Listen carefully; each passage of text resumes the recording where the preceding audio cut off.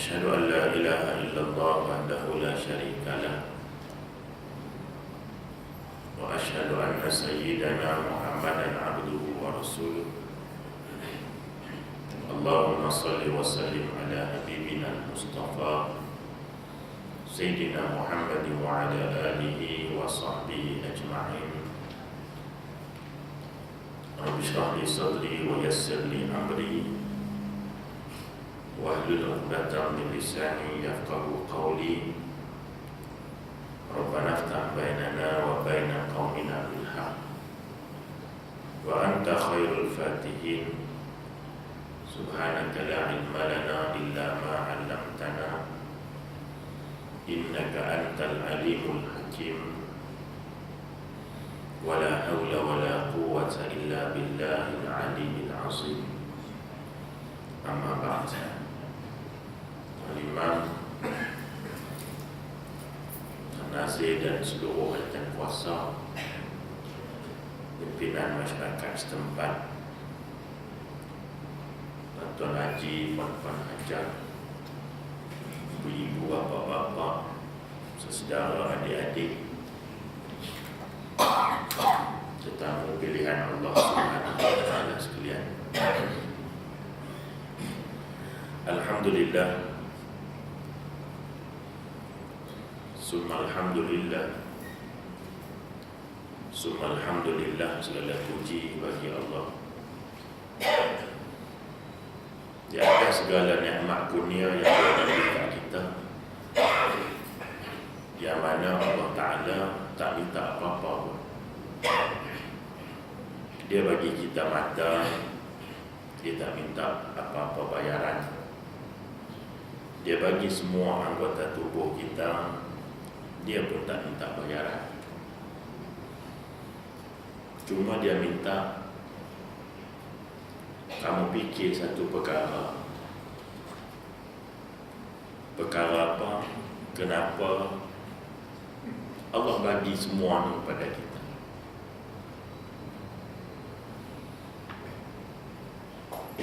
Apa hasibtum annama khalaqnakum abatha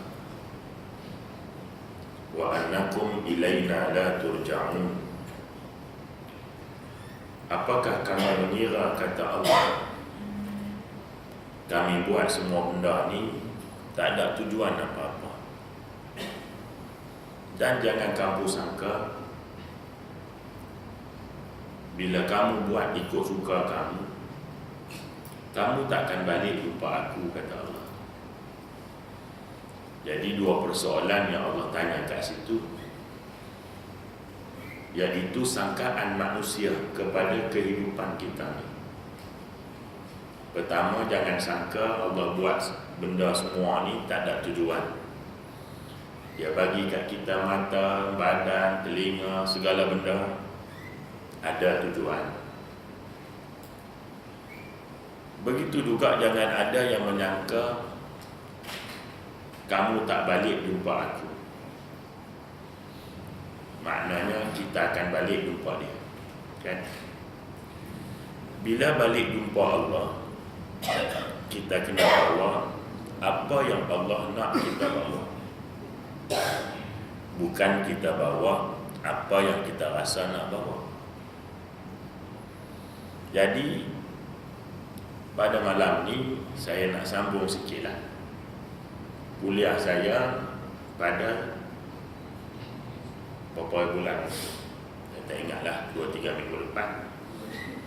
Jadi kalau saya tak ulang, apa tak ingatlah apa yang saya sembang 2 minggu lepas.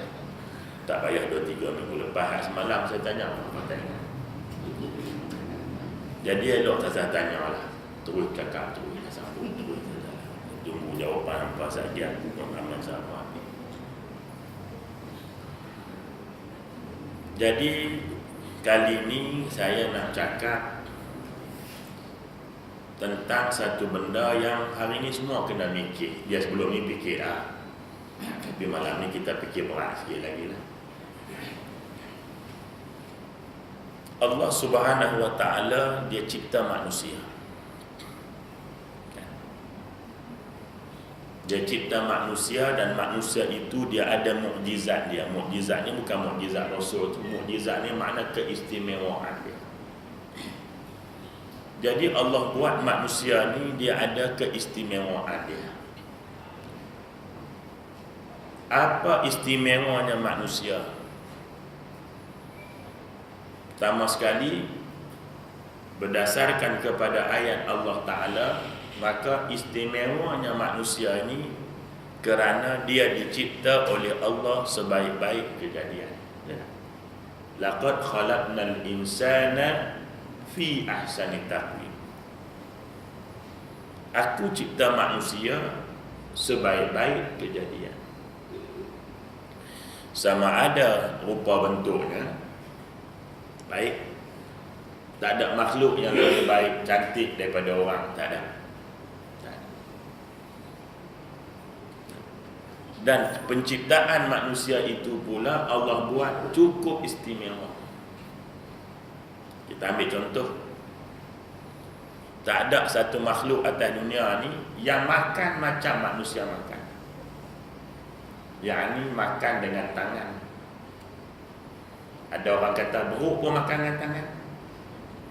Ya, beruk pun makan dengan tangan. Tapi lepas beruk makan, tangan hak dia guna makan tadi jadi kaki. Tidak. Tapi manusia lepas dia makan guna tangan, tangan tetap tangan, dia tak jadi kaki. Melayu hak makan banyak, tak larat bangun, merangkak, tu lain. Boleh fikir, boleh fikir. Takat ni boleh fikir. Boleh follow. Tak boleh follow, saya berhenti tu. Dia mengaji ni tuan-tuan sekalian. Dia bukan mesti panjang. Saya cakap banyak kali dah. Ngaji ini faham, bukan panjang. Panjang sampai pukul 9.30 pun tak faham, tak idea apa. Lebih baik sebelum isyak mau berhenti. Janji kita faham. Tapi kalau sebelum isyak pun baru tak faham, baik. Baik. Jadi memang beruk tadi ni duk makan pakai tangan. Tapi lepas dia makan tadi ni, tangan tu jadi kaki. Manusia makan dengan tangan, kekal dengan tangan. Tu kalau ada orang kata lah, nak orang panggil nak kiri pandangan saya kata, manusia beruk dan satu spesies dengan dia lah. Monyet, dia spesies dengan dia. Jadi istimewanya manusia ini kerana dia ahsanut taqwim. Sebab itu Allah perintahkan manusia ni supaya pada diri manusia ni ada maruah. Istimewanya manusia tadi dengan kejadiannya tadi ni, Allah letak pada manusia satu sifat yang tak ada pada makhluk lain. Sifat itu adalah maruah. Maruah. Orang Melayu apa panggil maruah? Jadi saya tak payah terjemah lah kan. Maruah tu apa? Walaupun kalau saya tanya apa maruah tu apa pun tak dapat jawab. Jadi sebab rancangan kita ni, rancangan ustaz bertanya, ustaz menjawab. Jadi hampa tak ada jawab lah. Saya ada jawab walaupun saya duk tanya. Hak TV 9 tu ustaz rancangan tanyalah ustaz. Sebab orang tanya ustaz jawab, tu jadi rancangan tanyalah ustaz. Malam ni ustaz bertanya, ustaz menjawab. Jadi hampa tak ada jawab lah. Baik.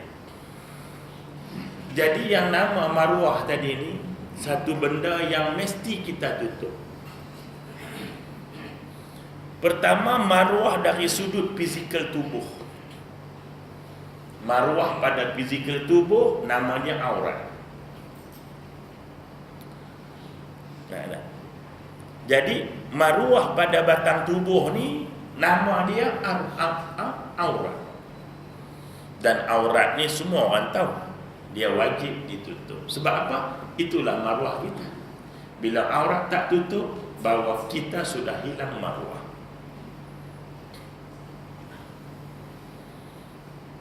Maruah dari sudut roh. Tadi dari sudut rohani, dari sudut apa fizikalnya ya. Kan? Di sana ada lagi satu maruah yang nama dia roh tadi ni. Roh ini juga maruah. Dan nak tutup maruah roh ini adalah dengan ketaatan pada Allah. Sebab itu orang yang tidak mengerjakan ketaatan, dia sebenarnya tidak ada maruah, roh dia tidak ada nilai. Sebab itu roh yang ada nilai Allah Ta'ala sebut di penghujung hayat manusia. Allah Ta'ala kata, ya ayyatuhan nafsul mutmainnah irji'i ila radiyatan mardiyah. Wahai jiwa-jiwa yang tenang. Jiwa di sini ulama tafsir kata ruh. Ruh. Jadi Allah Ta'ala kata, wahai roh-roh yang tenang. Ni nak keluar daripada jasad ni kan? Baliklah pada Tuhan hampa, kata Allah, dengan membawa redha Allah Subhanahu wa Ta'ala. Maka sebab itu manusia ini Allah Subhanahu wa Ta'ala cipta sebaik-baik kejadian. Ingat ketika mana Adam dicipta, dipertontonkan kepada malaikat. Malaikat semua dia kata hebat manusia ini. Kerana kehebatan manusia, kalau Allah suruh kami sujud, kami akan sujud, kata malaikat. Sebab dia kenal mana cantik, mana tak cantik. Nilai itu. Kan pepatah Melayu pun sebut, hanya jauh hari yang mengenal manika, hanya zoo yang kenal panda. Nampak? Maknanya malaikat tadi dia kenal hebatnya ciptaan Allah. Dia berbeza dengan setan. Setan dia tengok manusia Adam tadi ni, dia kata tak mungkin ada makhluk yang lebih istimewa daripada aku. Yang gitu kan? Kalau dia dicipta lebih sempurna daripada aku, kata setan, aku takkan sujud pada dia. Dan kalau dicipta lemah daripada aku, dia adalah mangsa bulianku. Istilahnya macam itulah. Ini setan ya. Yang pertama. Keistimewaan yang kedua manusia ini berdasarkan kepada firman Allah Ta'ala, walaqad karamna bani Adam. Pernah dengar ayat ini kan? Walaqad karamna. Tadi laqad khalaqna. Ini walaqad. Sama kalimahnya kan? Sama ada? Laqad sama kan? Sama tak? Laqad khalaqna. Ada laqad situ? Ada. Ayat kedua, walaqad karamna. Ada laqad situ tak? Ya ada.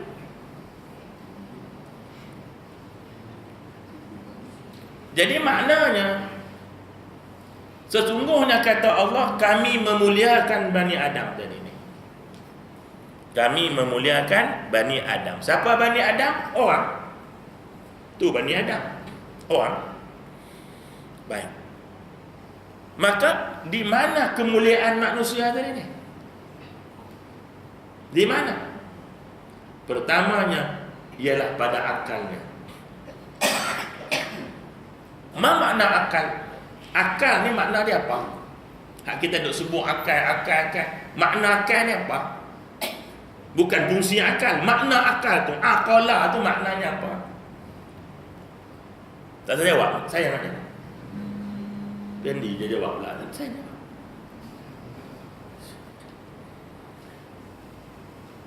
Akal ni maknanya terikat. Terikat. Kenapa akal itu maknanya terikat atau mengikat? Sebab Allah nak gambarkan bahawa akal manusia ni terikat. Dicipta untuk apa akal ini? Akal ini dicipta ikat akal. Untuk apa?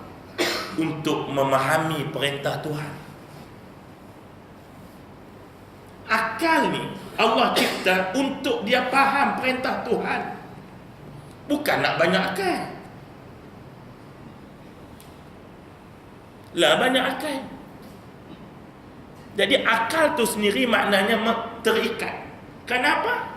Kerana akal itu Allah cipta untuk dia nak kenal Tuhan. Hari ni tuan-tuan, berapa orang yang kenal Tuhan? Ramai yang tahu Tuhan, tapi tak ramai yang kenal Tuhan.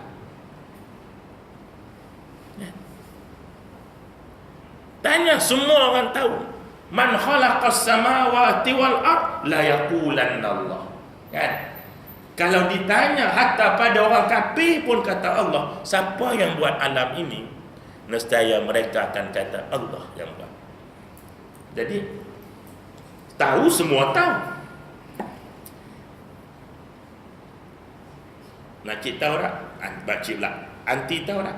Makcik ni dia berasa tua. Panggil anti, sikit muda. Yang ni dan pakcik kan, panggil ataupun bahasanya uncle. Uncle. UNCLE, uncle.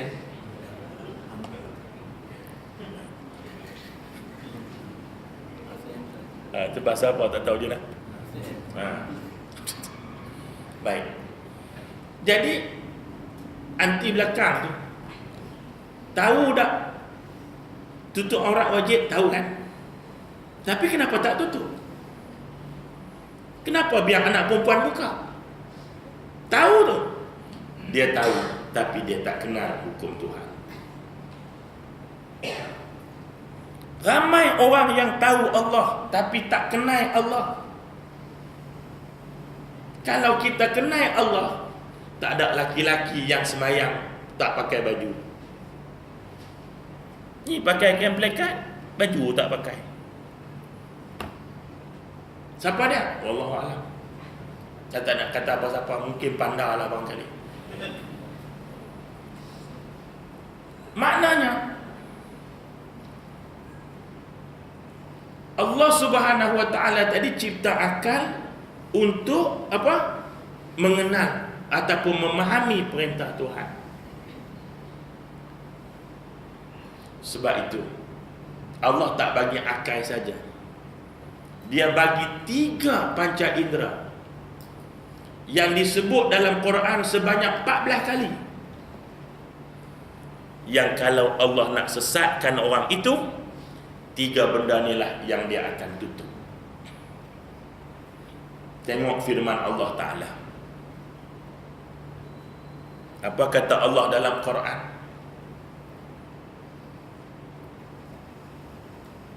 Apa dalam Quran itu? Khatamallahu ala qulubihim wa ala sam'ihim wa ala absarihim ghishawa. Inilah 3 benda.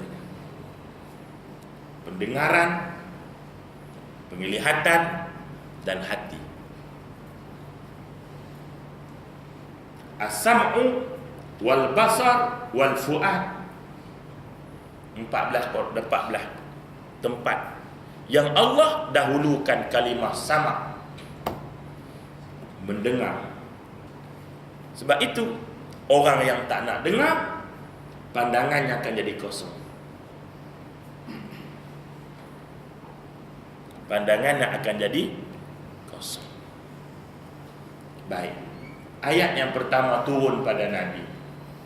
Semua orang tahu. Iaitulah Iqra.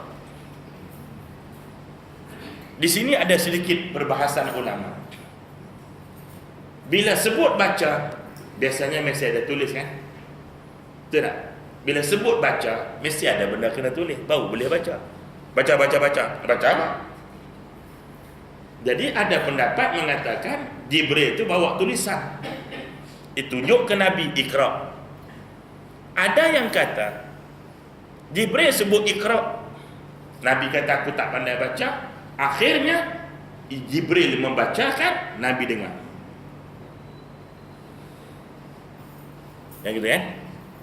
Maknanya untuk akal tadi berperanan, mesti dimulakan dengan mendengar. Ni malam ni kita dengar kan?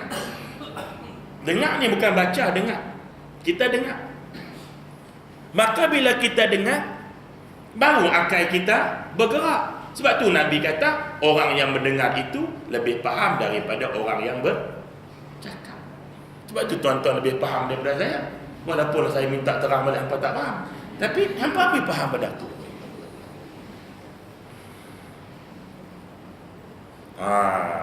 Jadi sebab itu kita dilarang belajar pakai buku semata-mata, betul tak?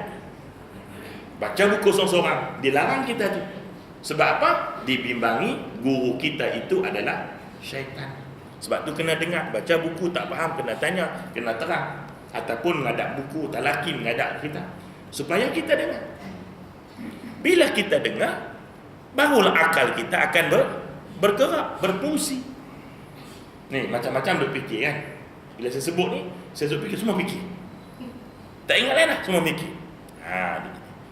Jadi akal itu. Sebab itu dalam Quran, bila sebut akal, banyak lagi disebut yang membawa maksud peranan akal tadi. Apa dia? Pertama disebut fikir. Ya. Yufakir, memikir. Yang kedua disebut sebagai basar. Tengok juga kan. Tak fikir. Apa lagi? Albab disebutkan, ulul albab, mereka yang berfikir. Kan? Bukan nama albab. Nah, ulul albab. Wahai orang-orang yang ada otak, kata Allah. Nampak? Sebab Piramli buat cerita amal albab supaya orang mikir. Nah, ini bukan harta kamu, ini harta amal albab yang punya. Tapi dengan syarat, setiap ujung bulan purnama kamu kena membawa anak kamu bermain dengan anak aku. Datang tu Piramli bawa anak dia amal albab, main dia dengan anak jin tu. Ding ding ding ding ding ding dia.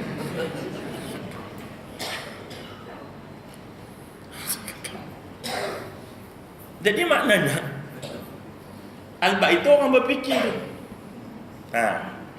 Sebab itu inilah istimewanya manusia. Baik, tuan-tuan sekalian, pernah tak kita tanya, kenapa singa ini dia disebut sebagai Raja Rimba? Bukan kat Malaysia saja, dunia iktiraf bila sebut singa Raja Rimba. Siapa yang bagi tu? Kenapa dia sebut? Jangan kita nak buat convention ke conference ke apa kan? Nak tukar, kita tak nak dah singa ni jadi Raja Rimba, kita tabah binatang lain pula, cemuh dah singa ni. Biar dia duduk kat Maybank sudah. Tapi tak boleh. Sebagaimana kita tak boleh nak ubah sebahagian daripada dua tu satu, tak boleh ubah. Buatlah persidangan antara bangsa nak tukar sebahagian dua satu, sebahagian dua tu tiga, tak boleh. Maka sudah pasti setiap benda itu ada. Kenapa singa tadi? Ini Tuhan suruh fikir. Ulama tulis tu dalam buku. Hikayat hayawan misalnya kan, kisah-kisah binatang dikaji tu. Kenapa singa jadi Raja Rimba? Pertama, sifat singa ni, dia tak makan melainkan makanan yang dia cari sendiri. Tengok, singa takkan makan bekas orang, dia cari sendiri. Ni sifat singa. Patut dia jadi Raja Rimba. Dia tak makan orang lain ni. Kita orang lain cari pun kita balun, hak kita sendiri pun kita balun juga. Yang kedua, singa ni dia makan tak banyak. Dia cuma sekadar makan untuk memulihkan tenaga dia masa kejar binatang tadi ni. Singa kejar mangsa, kruk, dapat singa tu, dia makan tu sekadar hilang penat dia tadi, ada tenaga balik, dia tinggal. Dia tak makan lebih daripada apa. Baru dia boleh jalan. Cuba kita makan lebih, tidak, jadi ular sawah. Okey, laki balik, mana ni rumah selerak macam sarang ular. Masuk bilik lah, ada mak ular dalam tu.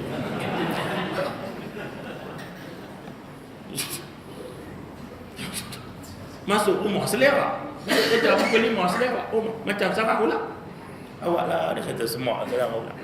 Tengok buka masuk bilik lah, ada mak ulang, dia tak memang lagi situ. Ni singa. Dia makan sekadar untuk nak dapat tenaga saja. Itu kan yang Islam ajarkan. Imam Ghazali kata, puncak akal lemah bila makan banyak. Akal kita lemah ni bila makan banyak. Kata Imam Ghazali, itu ada lagi 4-5 benda lagi. Salah satunya itu. Yang ketiganya, singa ni dia makan banyak tu dan dia tak simpan makanan tu. Dia tak simpan. Dia yakin bahawa esok akan ada lagi rezeki yang Tuhan bagi ke aku. Yang ni aku bagi ke orang. Jadi sifat yang ketiga tadi, dia tak simpan makanan, sebaliknya dia bagi ke orang. Itu yang keempat. Lepas dia makan, binatang lain pakat makan. Gagak pakat main, musang pakat main, pakat makan binatang dia tangkap tadi ni kan. Dan singa ni satu sifat kepimpinan yang ada pada singa. Dia prihatin kepada binatang lain. Satu kisah pernah berlaku. Singa ni berjalan. Tengok serigala yang tua sakit tak larat nak berjalan. Tak larat nak berjalan tu bawah pokok. Singa tadi pi ambil daging bagi dekat apa? Dekat serigala tadi. Walaupun serigala tu musuh dia. Ini sifat raja. Tak kira siapa musuh apa pun, bila dia sakit kena tolong. Bila dia lapar kena bagi makan. Kita nak jadi raja, lapar lantak hampir. Ini singa. Faham apa ni belakang? Anggur.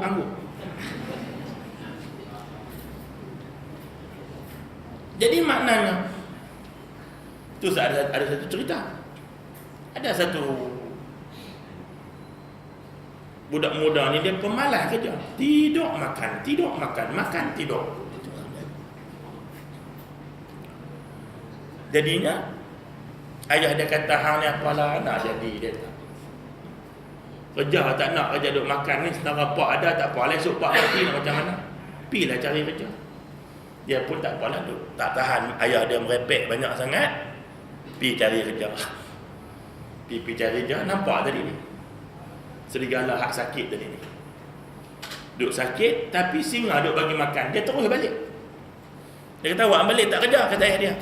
Tadi saya tengok ada satu peristiwa serigala yang sakit, tua tak larat jalan, tapi rezeki dia Tuhan dah janji, maka singa tolong bagi makan. Jadi kalau si serigala hak tua pun ada makan, takkan saya tak ada makan.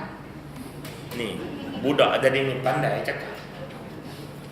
Tapi ayah dia pun pandai juga. Ayah dia kata, kenapa kamu ambil contoh serigala yang sakit? Kenapa kamu tak ambil contoh singa yang ambil makanan bagi pada serigala? Kedik bapak dia. Ambil singa lah, pergi ambil serigala tu natang apa? Kan? Ambil, pergi bagi. Jadi nak sebut ni tuan-tuan, ni akal tadi ni. Seterusnya, akal juga dinisbahkan kepada tadabbur. Kan Quran kita baca, faham dan tadabbur, mengambil pengajaran, berfikir itu tadabbur. Jadi ini yang kedua, mukjizat keistimewaan manusia itu ialah Allah muliakan dia dengan akal. Yang ketiga, Allah Subhanahu wa taala muliakan manusia ni. Dengan dia ciptakan semua benda ni untuk manusia. Tidak tuan-tuan? Allah Taala menjadikan manusia ni dengan sebab akal tadi, dia boleh menguasai semua benda. Dia boleh berenang kat laut. Betul tak? Dia tengok ikan berenang kat laut, dia boleh tak? Dia tengok burung boleh terbang, dia boleh tak? Tuan-tuan sekalian, boleh terbang pun hilang tak hilang bak lain, tapi boleh terbang. Jadi maknanya ini kehebatan manusia. Maka di sinilah yang saya nak tutup majlis kita ni. Allah dah bagi semua. Dengan fizikalnya yang cantik, dengan akal yang cukup hebat, dengan segala benda atas dunia ni Allah cipta untuk manusia. Pokok untuk manusia, sungai untuk manusia, Hasil bumi untuk manusia, tumbuh-tumbuhan untuk manusia, semua benda Allah cipta untuk manusia. Tapi pernah tak kita tanya, kenapa Allah cipta semua dan Dia bagi kat kita sebab apa? Tak lain kerana kita ada tanggungjawab. Kita ambil Perdana Menteri lah contoh. Tak, ambil tak apalah. Sekali kata saya politik pula. Kita ambil Presiden Indonesia, Joko Widodo ataupun Jokowi. Jokowi. Nama dia Joko Widodo. Joko. Presiden baik, Perdana Menteri baik. Semua dia dapat fasiliti, betul tak? Rumah dia ada, kita bagi rumah kat dia. Api ayak kita bayar. Nak masak ada tukang masak, nak cuci ada tukang cuci. Semua ada. Sebab apa? Sebab Perdana Menteri, Presiden ni ada tanggungjawab. Tanggungjawab apa? Untuk mentadbir negara, sesebuah negara. Maka kalau segala fasiliti ni kita bagi, supaya dia tak fikir dah, dia fikir fokus apa? Untuk nak mentadbir. Ni kalau dia nak masak, kena masak. Nak makan, kena masak. Nak pakai baju, kena gosok sendiri. Tak? Jadi manusia ni susahlah jadi tak. Jadi sebab itulah Allah cipta semua ni untuk bagi kita ni ada tanggungjawab. Tanggungjawab manusia ada 5. Pertama, sebagai khalifah. Ini tanggungjawab kita. Allah bagi semua kan khalifah. Khalifah ni apa? Imam Mawardi kata. Siapa Imam Mawardi? Salah seorang murid daripada Imam Asy-Syafi'i. Dia wafat pada tahun 450 Hijri. Mak dia bubuh nama Mawardi ni sebab apa? Mak dia ni tukang buat air bunga mawar. Air dalam bahasa Arab ma'un kan. Mawar dalam bahasa Arab wardatun kan. Jadi ma'uwar. Jadi dibubuh nama Mawardi. Tak apalah. Kata Imam Mawardi, khalifah tu maknanya kerja dia membangunkan agama dan menguruskan dunia dengan agama. Ini tanggungjawab kita. Yang kedua, Allah bagi semua fasiliti ini, kita ada tanggungjawab. Tanggungjawab ketua kita apa kan? Iaitulah memikul amanah. Amanah apa? Yang Allah tawak pada gunung, pada bukit, semua tak nak kan? Manusia yang nak. Allah sifatkan manusia tadi apa dia? Zaluman jahula. Kita terima tanggungjawab, tapi kita tak buat tanggungjawab, kita zalim lah tak? Kita terima sebagai Islam, tapi tak nak turut Islam, zalim kita. Sebab bila kita dah terima Islam, tak nak buat Islam, kita akan menerima akibat daripada kecuaian kita tadi. Itu maknanya zaluman. Sebab itu orang yang buat dosa, dia disebut sebagai menzalimi diri dia sendiri. Rabbana zalamna anfusana. Kata Nabi Adam, ya Allah, aku menzalimi diriku dengan apa? Pelanggaran perintah Allah Subhanahu wa taala. Kan? Baik. Yang ketiga, aman apa tu? Tanggungjawab yang Allah nak bagi pada kita ialah sebagai apa dia? Al-imarah. Untuk apa? Memakmurkan dunia ni. Nah, ada kerja kan? Seronok kan? Tuan-tuan seronok duduk, nak makan tuk, bom mulut. Nak pakai baju, tak datang. Seronok tak? Tak seronok. Nah, dia yang seronok nak makan pi borak kedai mamak sampai tak semayang, seronok.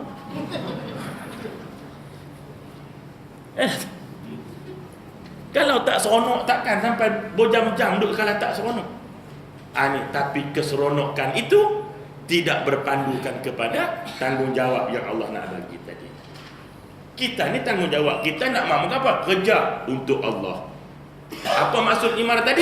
Wa mahyaya wa mamati tadi ni. Hidup kita semua tadi hala ke batu. 3. Yang keempat, Allah beri tanggungjawab kita apa dia? Al-ibadah. Wa ma khalaqtul jinna wal insa illa liya'budun. Ibadah. Apa maksud ibadah? Semua yang kita lakukan dalam kehidupan, bila kita buat ikut Allah dan buat dengan sebagaimana yang kena dengan ketentuan Allah, maka itulah yang dinamakan ibadah. Dan yang terakhir, Allah bagi semua kat kita kan, sebab ada tanggungjawab. Tanggungjawab kita yang kelima apa dia? Tanggungjawab kita yang kelima adalah al-ibtila'. Apa dia? Diuji oleh Allah Ta'ala. Ini tanggungjawab. Memang Allah Ta'ala bagi macam-macam tu sebagai uji. Termasuk ayat yang pertama saya baca tadi, Alladzi khalaqal mauta wal hayat liyabluwakum ayyukum ahsanu amalah. Aku jadikan mati dan hidup ini sebagai ujian daripada Allah, nak menguji siapa yang lebih baik amalannya. Jadi saya nak tutup perbincangan kita malam ini. Kita dah guna semua fasiliti yang Allah bagi. Kita dah sedut udara dia. Kita dah makan serba-serbi rezeki yang Tuhan bagi. Kita dah boleh tengok, kita dah guna mata. Daripada tak pakai spek mata sampai pakai spek mata duk guna. Kita dah guna telinga kita daripada tak bubuh halat sampai buh halat. Kita dah guna mulut kita daripada sembang punya banyak masa kecil sampai tak boleh nak sembang masa tua. Nah, guna, semua dah guna. Tanya balik diri kita, 5 tanggungjawab tadi kita sudah beres ataupun belum? Yang boleh jawab ni hanya kita saja. Tak guna tipu diri sendiri. Tak untung tipu diri sendiri. Kalau nak tipu, tipu orang. Ada untung. Tipu diri sendiri ni tak untung. Saya duk tipu. Jadilah tanggungjawab kita bagi khalifah dah buat ke belum? Tanggungjawab kita sebagai apa panggil tadi, amanah, dah buat, dah selesai ke amanah? Kemudian imarah kita dah selesai ke?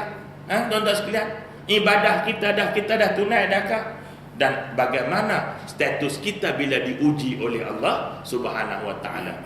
Sama ada kita sabar ataupun kita menjadi manusia yang melompat bila diuji oleh Allah Taala.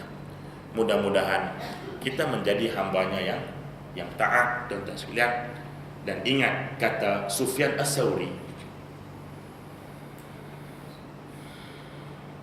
orang yang soleh. Kata Sufyan As-Sauri, orang yang soleh apabila niatnya mengikat dirinya. Tak faham ya? Saya biarkan tuan-tuan dengan ketidakpahaman itu. Sufyan As-Sauri kata, manusia yang soleh, apa dia? Iaitulah manusia yang niatnya mengikat dirinya. Jadi fikir-fikirkanlah. Tak dapat itu jawapan, tanya aku sini. Macam, boleh ya? Boleh. Tuan-tuan sekalian, Allah Ta'ala telah bagi kita istimewa umat Muhammad SAW. Niat nak buat baik, Allah dah bagi kejaran kan? Niat saja Allah dah bagi. Maka sentiasalah berniat dan berazam untuk buat baik. Dan niat itulah yang mengikat kita untuk melaksanakan niat. Ini orang yang soleh. Ini orang yang soleh. Nak sembahyang isyak, nanti nak sembahyang isyak jemaah, niat kita kan lepas maghrib tadi, ini mengikat kita, tak balik, kita tunggu sampai isyak, mengikat kita. Sagi balik, nak ketuk pintu, nak bagi salam, macam hak Nabi dua ajar kan, niat kat sana kan. Maka balik rumah teringat niat kita, kan mengikat kita tadi. Niat tidak ada orang niat jahat, tuan-tuan sekalian. Dia niat jahat, memang ada orang niat jahat, tetapi biasanya niat jahat itu bergantung kepada keizinan daripada Allah, sedangkan niat baik bergantung kepada taufik daripada Allah Subhanahu wa taala. Boleh faham dah ya? Faham ya? Ini nanti sana belakang boleh faham ya? Itu guru saya kata. Mengajak sampai orang faham. Bila orang dah faham, berhenti terus. Dia takat tu dululah, tuan-tuan sekalian. Bagi ibu yang nak ikuti kelas saya, besok saya ada kelas di surau Al-Falaq ya, jam 9.30 menguraikan buku Ajarkan Wanitamu surah An-Nur 9.30 pagi. Jadi kalau semua dah faham, alhamdulillah ya. Kita mau kat tu dululah ya. Jadi sebagai akhir macam biasalah ya, selepas-lepas pada ni kalau saya datang tengok iklan dekat WhatsApp ke dekat iklan apa, bawa lah duit tu, sebab saya mesti lancar terma. Selagi tak siap sekolah aku tu, lagi itulah terma kan saya berjalan. Tadi baru saya balik sekolah saya, daripada pagi saya duduk situ sampai tengah hari pantau projek pembangunan. Alhamdulillah berjalan sebagaimana dikendaki, cuma duit saja berjalan tidak sebagai dikendaki. Jadi jazakumullah khairan katsira di atas sumbangan ya, tuan-tuan sekalian ya. Kita tak pernah rugi bila berdagang dengan Allah Subhanahu wa taala. Tak pernah rugi. Abu Bakar berdagang dengan Allah, tak pernah rugi dia. Kita boleh semayang, rajin kita semayang, tapi sampai ada waktu bila mati kita dah tak boleh semayang. Kita rajin baca Quran, tapi bila kita mati kita dah tak boleh baca Quran. Tapi bila kita berinfak bersedekah, ingat kata Nabi cerita di mahsyar, dalam ketiga manusia sedang bergelumang dengan kepanasan matahari, ada segolongan manusia kata Nabi yang didatangkan awan menutup kepanasan itu. Orang lain nak tumpang, malaikat halau. Lalu ditanya siapa mereka itu? Mereka yang di masa dunianya membanyakkan sedekah kepada jalan Allah Subhanahu wa taala. Jazakumullah khairan katsira. Mudah-mudahan yang kita sumbang Allah terima, yang masih berbaki akan Allah tambah dan Allah berkati. Aqulu qauli hadza wa astaghfirullahal azim li wa lakum. Wassalamu alaikum warahmatullahi wabarakatuh. Subhanakallahumma bihamdik asyhadu an la ilaha illa anta astaghfiruka wa atubu ilaik. Wal 'asr innal insana lafi khusr illa allazina amanu wa 'amilus solihati wa tawassaw bil haqq wa tawassaw bis sabr. Wallahu ta'ala a'lam wa ila liqa. Aqimus shalah.